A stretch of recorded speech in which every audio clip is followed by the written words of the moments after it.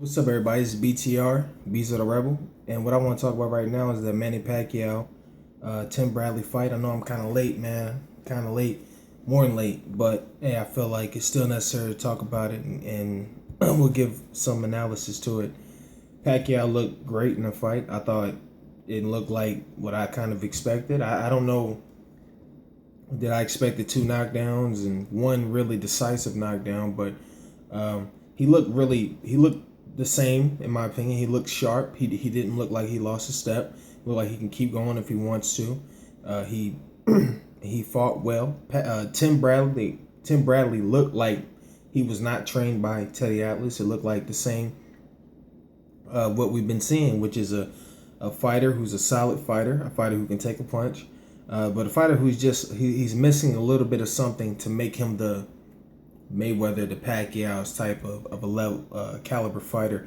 But he's a really good fighter, and he's, obviously we still got to put him high on that list of great fighters in that division. But for Pacquiao, let's assume this is the last fight. If this is his last fight, where do we rank him? I think he goes in the top 10 for sure. There was a time I thought about putting him in the top 5. The problem with Pacquiao, and it's kind of like not even his fault, is every loss he's had in these recent years are losses that, in my opinion, he looked so good in them that he gets full credit for the defeat, or should I say full blame for the defeat. Kind of like Roy Jones still loses today, but he's not really hurting his legacy per se, as far as because a lot of people view him as he's washed up. He's not the same fighter no more.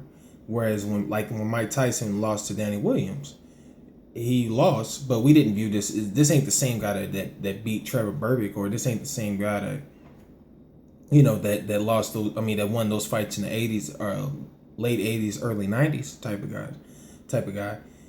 And that's the thing with Pacquiao. When Pacquiao lost to Marquez, he came back and looked, almost the same, damn near. Where if he would have came back kind of like how when Roy got knocked out by Tarver, and didn't look nothing like himself, was no longer aggressive, was no longer flashy, was no longer as fast, was no longer willing to initiate contact. Now is when we could say, okay, we stopped Roy's career up to about 2004.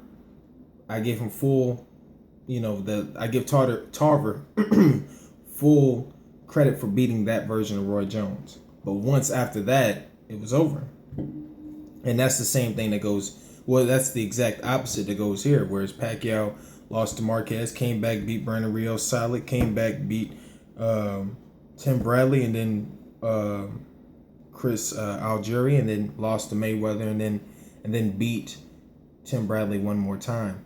And that's really the only thing. But I would put him in the top 10 for sure. I think the dominance that he's had, I think his ability to translate from division to division is remarkable. It's incredible. You have to give him full marks for that, and or should I say high marks for that. And he's a all-time great.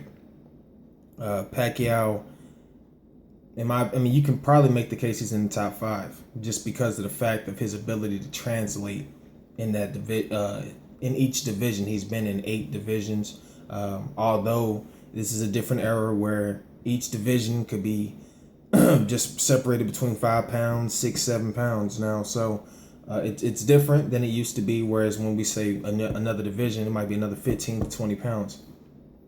Such as the difference between heavyweight and middleweight. It's like 40-pound difference, 160, 200 pounds. But now with the introduction of all these divisions, Pacquiao was able to get 8 divisions, which is still impressive considering no one has it. And no one we may never see another guy like that. Or at least anytime soon. We'll probably end up seeing it, but not anytime soon.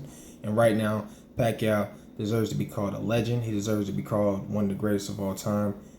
And I say this all the time to people when we talk about, I got people I'm cool with and we argue about LeBron James' place in NBA history, and people say, well, he ain't Michael Jordan, he ain't Kobe. I'm like, all right, cool. And if the only thing you can say about this guy is he ain't Michael Jordan, we'll take it. You know what I mean? And that's how it is for Pacquiao. If anyone was to come to Pacquiao and say, man, well, you didn't beat Mayweather, or you're not Mayweather, you ain't as good as Ray Leonard, and you ain't as high as Ray Robinson, cool, because he's still a top fighter all time. He's a great fighter, and I give him nothing but respect.